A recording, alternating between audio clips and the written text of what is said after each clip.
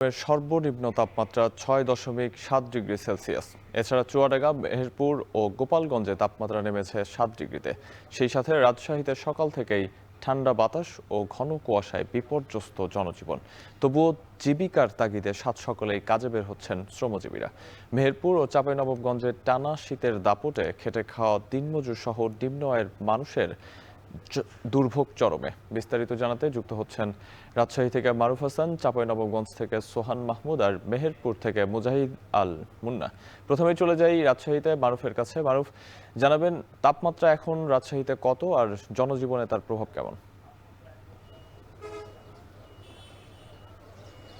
সাহাব, সকাল থেকে আমরা রাজশাহীর যে শীতের খবর সেটি কিন্তু জানাচ্ছিলাম। রাজশাহীতে সকাল 6টায় তাপমাত্রা রেকর্ড করা হয়েছে 8 ডিগ্রি সেলসিয়াস। এখন যত সময় গড়িয়ে যাচ্ছে আমরা দেখতে পাচ্ছি যে তাপমাত্রার কিন্তু পরিবর্তন ঘটছে। হয়তো সকাল 9টায় আমরা পরবর্তী যে রাজশাহী অফিসের তাপমাত্রা রেকর্ড সেটি কিন্তু পেয়ে যাব। তবে এখন পর্যন্ত আমরা দেখতে পাচ্ছি যে সকাল 8টা থেকেই রাজশাহী নগরী জুড়ে শীতের যে প্রবাহ সেটি খানিকটা কমতে শুরু করেছে। কারণ সকাল থেকে এখানে কিন্তু সূর্যের দেখা মিলেছে এবং সূর্যের যে উষ্ণতা সেটি কিন্তু নগরী জুড়ে ছড়িয়ে পড়ছে, যার ফলে নগরীর যে স্বাভাবিক জীবনযাত্রা মানুষের মাঝে কিন্তু গতি ফিরে এসেছে। আপনি দেখতে পাচ্ছেন যে নগরীর কোর্টবাজার স্টেশন, কোর্টবাজার যে জায়গাটি, সেখানে কিন্তু মানুষ তার দৈনন্দিন যে কেনাকাটা সেটি কিন্তু করার জন্য ছুটে এসেছেন। এবং পাশাপাশি এর আগে আমরা যখন সকালে দেখেছি সেখানে কিন্তু মানুষের এত আনাগোনা ছিল না। বিশেষ করে এই শীতের উপরেই মানুষের জীবনযাত্রা, গতিশীলতা, স্থবিরতা এটা কিন্তু বিরাজ করে। তারই ধারাবাহিকতায় আমরা দেখতে পাচ্ছি সূর্য ওঠার পরপরই এখানে যে বাজারটি সেটি কিন্তু জমে উঠেছে।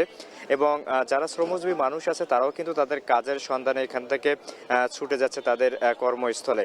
পাশাপাশি এখানে যেসব শিক্ষা প্রতিষ্ঠান আছেন এবং সরকারি যেসব অফিস আছে সেখানে কিন্তু কর্মকর্তা, কর্মচারী এবং শিক্ষার্থীরাও তাদের যে দৈনিক যে রুটিন সেটি কিন্তু স্বাভাবিকভাবে পালন করছে। তবে গতকাল যে তাপমাত্রা এখানে ছিল 7 ডিগ্রি সেলসিয়াস, সেটি কিন্তু সর্বনিম্ন তাপমাত্রা ছিল।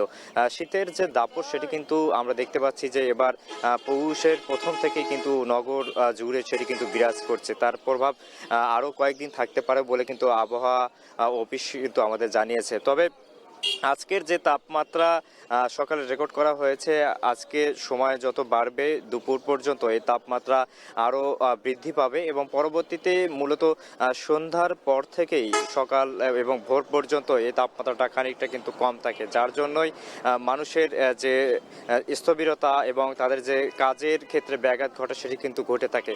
যার জন্য মূলত নগরবাসীদের উষ্ণতা বাড়ানোর জন্যই সূর্যের যে দেখা মিলেছে, হয়তো স্বাভাবিকভাবেই তারা আবারও জীবনযাত্রায় ফিরে আসতে পারবে, এমনটাই কিন্তু এখানে নগরবাসী যারা তারা প্রত্যাশা করছে। সাহাব, রাজশাহী থেকে শীতের এই ছিল সবশেষ আমার কাছে। চাঁপাইনবাবগঞ্জ থেকে আমাদের সঙ্গে যুক্ত আছেন সহকর্মী সোহান। আপনার কাছে জানতে চাই, শীতের তীব্রতা তো বেড়েছে, সে অবস্থায় চরাঞ্চলে মানুষের জীবনযাপন কেমন চলছে সেটা জানাবেন।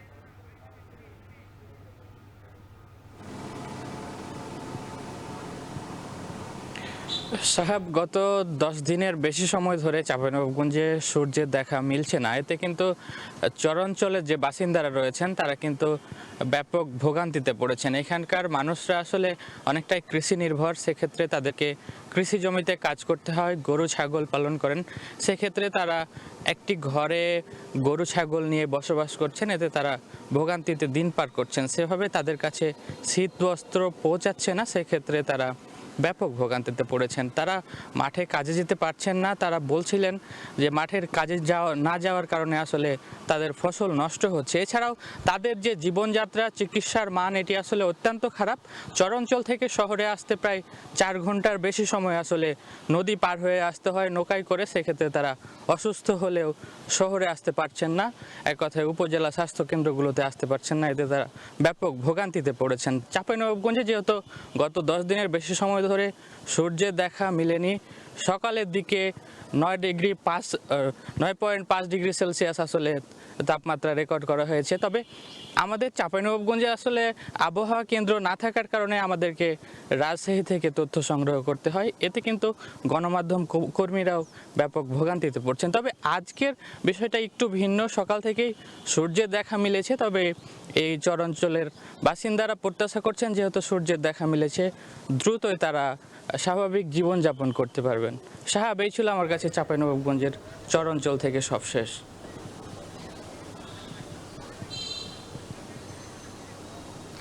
মেহেরপুরে আছেন সহকর্মী মুন্না। মুন্না, আপনি জানাবেন যে শীতের তীব্রতা গতকালের চেয়ে আজকে কমেছে না বেড়েছে মেহেরপুরে, এবং একই সঙ্গে এই তীব্রতায় সার্বিক পরিস্থিতি জানাবেন।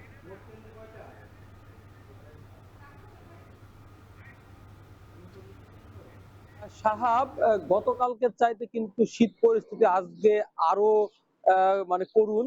আমি যদি বলি আপনাকে, গতকালকে মেহেরপুরের সর্বনিম্ন তাপমাত্রা ছিল 7.5 ডিগ্রি সেলসিয়াস, যেটি আজ কিন্তু 7 ডিগ্রিতে ঠেকেছে, অর্থাৎ আরো 0.5 ডিগ্রি তাপমাত্রা কিন্তু কমেছে মেহেরপুর চুয়াডাঙ্গা এই অঞ্চলে, যার ফলে মানুষ কিন্তু নানান ধরনের ভোগান্তির মধ্যে পড়ছে। যদিও আজকে 7:40-এর পরপরই মেহেরপুরের আকাশে সূর্যের দেখা মিলেছে, তবে রাস্তাঘাটে লোকজনের উপস্থিতি কিন্তু সকালের মতোই একেবারেই কম।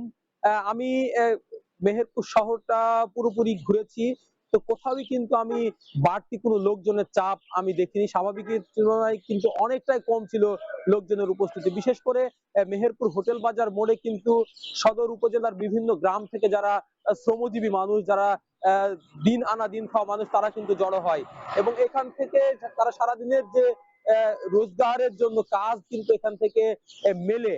আমি আজকে লক্ষ্য করেছি প্রতিদিন কিন্তু এখানে 300 থেকে 350 শ্রমিক থাকলেও আজকে কিন্তু সর্বোচ্চ 30-40 জন শ্রমিকের উপস্থিতি আমি দেখতে পেয়েছি, অর্থাৎ মানুষজন কিন্তু বের হতে পারছে না অতিরিক্ত শীতের কারণে। আবার অন্যদিকে আর কয়দিন পরেই কিন্তু বোরো মৌসুম শুরু হবে, বোরো ধান লাগাতে ব্যস্ত হয়ে পড়বে চাষিরা। আমাদের এখানকার কিন্তু প্রধান আয়ের উৎস কিন্তু কৃষি, কিন্তু এই অতিরিক্ত শীতে তাদের বীজতলা নিয়ে কিন্তু তারা বিভিন্ন ধরনের ঝুঁকির মধ্যে রয়েছে, চিন্তিত রয়েছে। এর পাশাপাশি বীজতলা তৈরি বা ধান লাগানোর যে শ্রমিক, সেটারও কিন্তু এক ধরনের সংকটে মধ্যে পড়ে যেতে হবে কৃষকদের। তার কারণ হচ্ছে কাদা পানিতে নেমে কিন্তু ধান লাগাতে হয়, আর অতিরিক্ত শীতে এই কাজ কিন্তু অনেকেই করতে চায় না, যার ফলে কৃষকরাও কিন্তু এক ধরনের চিন্তার মধ্যে পড়ে গেছে।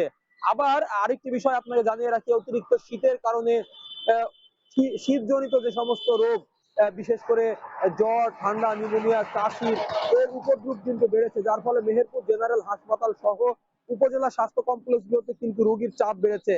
তাই চিকিৎসকরা বাড়ির বয়োজ্যেষ্ঠ এবং শিশুদেরকে সাবধান থাকার পরামর্শ দিচ্ছে। সাহাব, এই ছিল মেহেরপুর থেকে শীতের সর্বশেষ পরিস্থিতি। সাহাব।